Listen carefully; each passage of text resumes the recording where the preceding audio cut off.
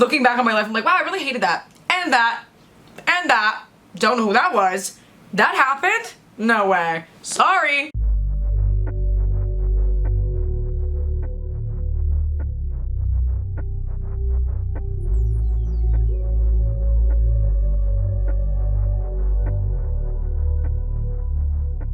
Bartloo. I'm back. I'm pink. I didn't do my fucking eyebrows. My nails are pink because I didn't use gloves to do my hair because I didn't have any. And also broken because I deep cleaned my room. Wait, oh my god, they're like broken on the same ones. Turn around and die. Hey guys, so this angle's different. I have a new song coming out. It's actually not new. I recorded it in 2019. Hopefully by next week, I'm gonna post a snippet of it to my fucking Patreon for the tier 10 subscribers. I just gotta make sure that I have it all copyrighted and like taken care of. And I don't have a release date for it yet because I actually want to hit the studio before I release that song. Holy shit, I just fucking stopped thinking. Like, actually, I could not fucking think. Anyway, I've never really sat down. Maybe I did when I was like a teenager. Those videos are certainly not up anymore. But where I explain my music, I figured I would go through my Spotify discography and just like do my top 5 most popular songs and explain them. Some things are a little bit of a sensitive spot for me, which is why I just write music about it and I don't necessarily talk about it. But I'm gonna go through my most popular songs. I guess like that's the top 5. Princeton being number 1, but technically my second most listened to, I think. Number 2 on here is Her. Number 3 is Circus Freak, and I still think that's my most listened to stream song on here. My cover of Let Me Down Slowly, and then Lippy. So if y'all are curious the origin of these songs, stick around, and I'll kind of talk about like how I wrote them as well. Really quick before I get into that specifically, for those who don't already know, the reason why I haven't made music in a very long time is because I suffered a very serious vocal injury. I've had years of hemorrhaging, which has made me not be able to sing for over a year now. It's been probably the worst thing that's ever happened to me. So the song that I'm releasing is from 2019. There is no way in fucking hell that I'd be able to sing it now or most of my music. It's a very terrible thing. I'm not the kind of person that really necessarily believes in karma or like fate. I think shit just happens and it's how you deal with it that says a lot about you. I've just been as diligent as I possibly can and as responsible as I possibly can. But it's definitely affected my quality of life, and I'll leave it at that. I have a lot of footage that I've been recording, documenting my recovery, which it's not really a recovery as of yet. But it's been really difficult, so can we like not talk about it?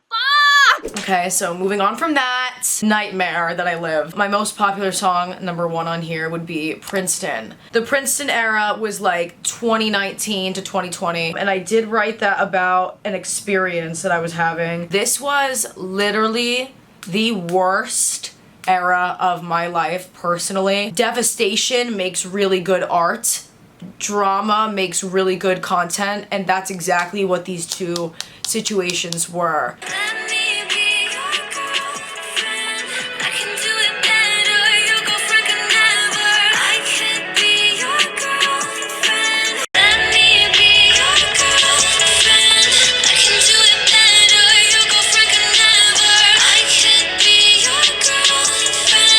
The song is great. I will never deny that the song is great. I have no problem listening to the song, but that is definitely like my worst era in my opinion. I was being a terror. If I don't laugh, like, it was really bad. I mean, I was an absolute terror. This heavy though. I was a terror to myself.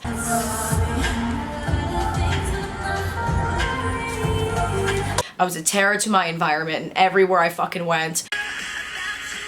I hate you, die. I had completely lost sight of who I am. I tend to be a product of my environment, which is why it's really, really fucking important. It is vital for me to hang out with people, hang around people whomst really care about me and have a good head on their shoulders, because I very easily, while out, it's very easy for me to, especially if there's liquor involved, act out of character for who I like actually am and want to be. I have been prone to having a wild side. I think like I've grown out of a lot of that shit. It makes sense because like I was born in 1988, so in 2019 I was 20, 21, like losing my mind. Oh God, I don't even want to talk about it. That was an era of my life where I was just being extremely irresponsible, erratic, very unserious. Me and my best friends would make bets regarding the situation. Like me and Kristen would make bets in her basement. I was his girlfriend, and I was like, oh shit, yeah. He goes, yeah, it was a major downgrade, bro. Fuck yeah, he said it was a major downgrade. I was like, oh, he wanted Hey, you see this? Toilet paper swag around the fuck yes, the new Versace. Yeah, that's nice. And they gon' keep calling and trying, but you breaking all the rules. Something wanna make you my wife. I walk the lonely road, Maybe this wasn't a good idea. I was bored. This is a product of like extreme like hopelessness. Like I just gave up on the things that I really wanted and just did whatever to entertain me. There's also copious amounts of liquor involved. You a bad thing and wanted. I pulled like some covert op mission. I like essentially like went to Princeton University unannounced, uninvited a couple times, I'm pretty sure, if I do recall. I try not to recall.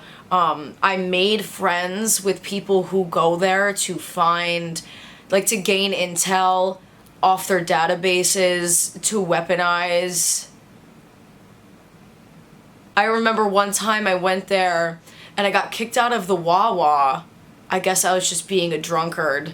And then I was doing parkour and jumping off of shit. I really wanted to hijack the golf carts that were there. I might have sat in one. At that point in time, I was also living out of my car. I was squatting in my house that I was selling, on the floor, sleeping on my merch. I was living in my car when I wasn't able to squat in the house. It was in the winter time, so it was really fucking cold. I had like nowhere to go. It was really, really bad. It was really, really fucking bad. Like, dark times. I just lost so much fucking hope in everything that I ever wanted. Very quickly after that, I moved to Los Angeles because I moved during 2020, and Los Angeles was even worse. Even fucking worse than this whole fucking era, if you fucking can believe that. It is true, the person I wrote this song about did have a significant other at the time, which is also disgusting, I know that. It was all just a very, very big game to me. My friends were in on it, my following was in on it. I just had like very low self-worth. I completely lost sense of self.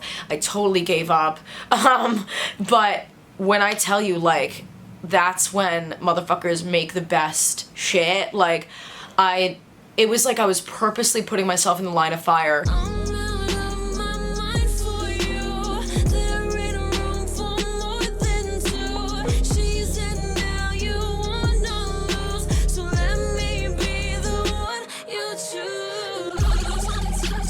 I always had that kind of like duality where I was like, you know, the good, the bad, the fucking ugly. There's a lot of fucking ugly gays, but there's also a lot of fucking ugly straights. And now I'm fat and ugly and gross and old. Fucking ugly. So I knew that a song where it was like, you were the other woman, I don't know, I just never really heard music like that, so I kind of felt that seed be planted in my mind and fucking ran with it. And I just thought it would make a really cool concept for a song. I write all my songs on the piano, so I'm sure I have something somewhere about it, but whatever. I wrote it on the keys and then I brought it to the studio with Click and Press. I'm pretty sure I recorded it in Brooklyn, or it might have been New York City.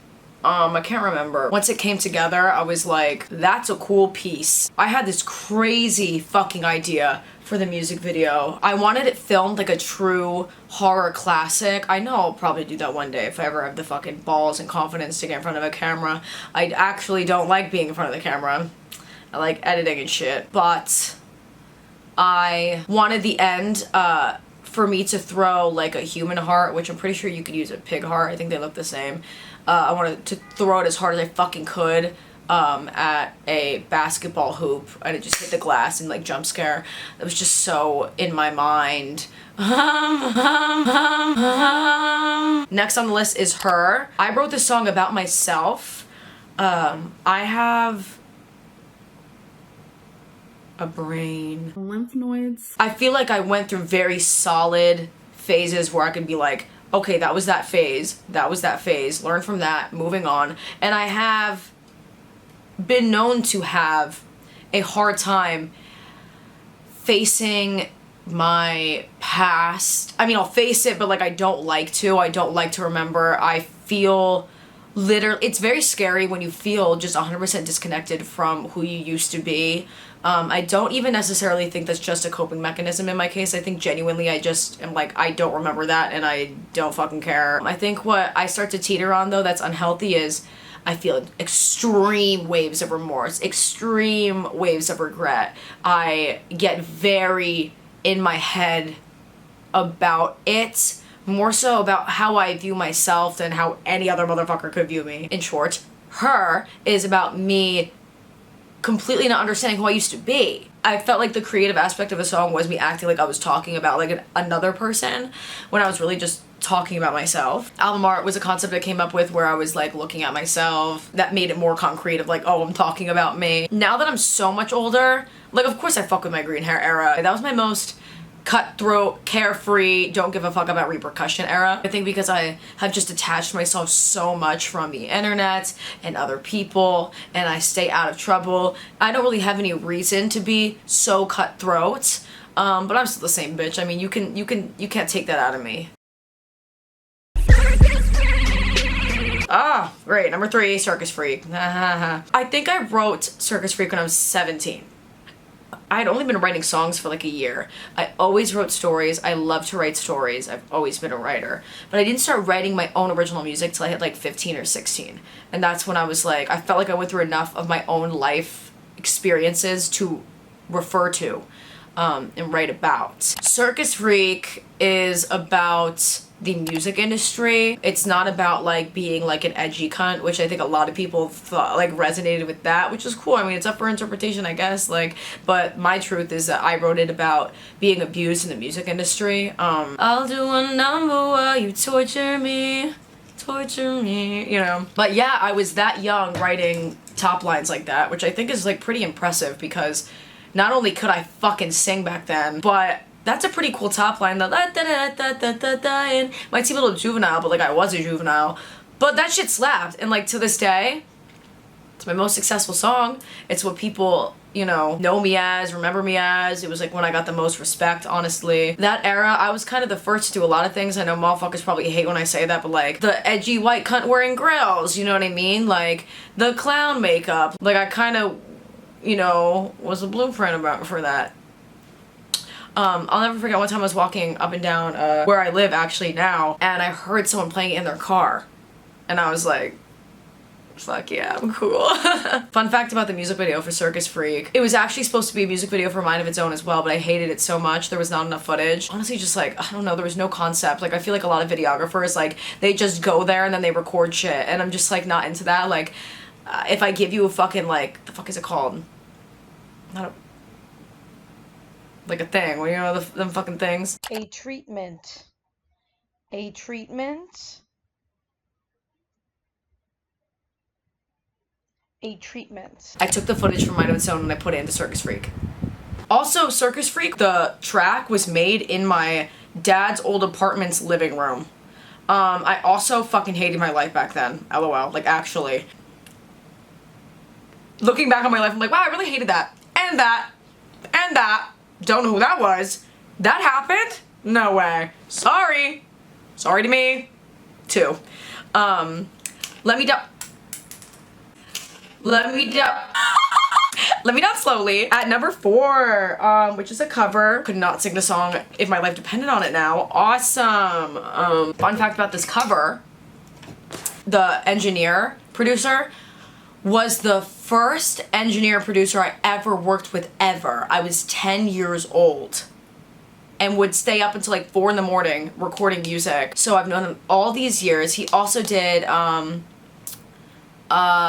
I'll tell you a secret, but you have to keep it. I do dirty things, I have bad thoughts in my mind. What the fuck is that? Throwing paper. This is my only album art that actually has my face on it. But the video of this was recorded by one of my friends, and we weren't even supposed to be serious. I did it because I was really fucking drunk. Because I always fucking hated, I always talk shit about people who would do covers and wouldn't sing them live.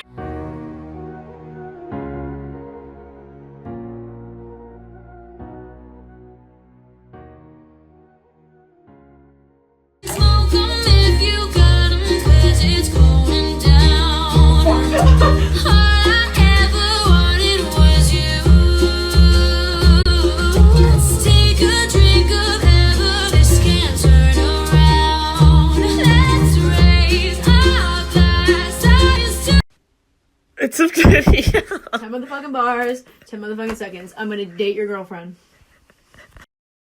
And last but not least, Lippy. So Lippy's cool because it was my first song I did as a collaborative experience. I did this with artists called Lynx, and they're Canadian, and I did it in 2019 when I went to Los Angeles in October, which was the worst trip of my fucking life. But I made this amazing fucking song. They fucked with like my attitude, so like we just agreed that like I would write something like about like having an attitude. Lippy, the title's like, you know when you get mouthy with someone, you get lippy, because it's like I got a bad mouth. Ooh, ah. And in my world that I never got to show you guys, the black sludge was like the tainted parts of me. So like a lot of the concepts that I had incorporated this black sludge. Ooh, ah. Exuding negativity. Oh yeah, the fucking music video for it. Duh, that was a fucking flop. So I know I'm a little bit awkward on camera. Sure, but like if you just have me like in a room and then they have me in a bathtub, I just feel like these motherfuckers aren't trying to think of my best angle. If I look better sitting here like this and I do like in front of like a professional, you know, situation, like I guess I'm just doo-doo boo-boo the fucking fool because like who the fuck am I? Who?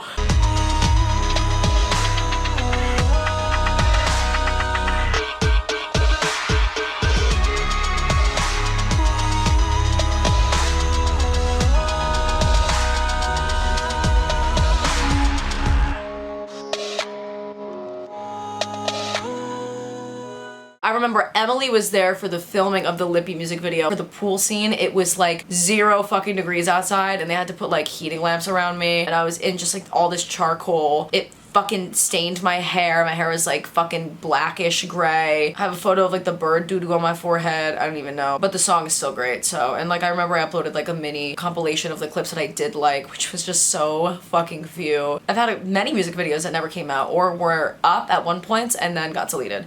Anyway, I hope that was fun for my... Oh, I hope that was fun. I know like most of the time y'all want to hear about either some fucked up shit going on in my life or my music, so y'all got 3 weeks in a row of the shit that you guys actually fuck with. So next week I hope to be doing something a little bit more explorational, let's say. I'm gonna go explore. Shouts out to all my patrons on there and shit. You guys are the best and you guys get all the little sneak peeks of shit coming out. Suck a bot. I'm out, so stay tuned for the new music. Bye.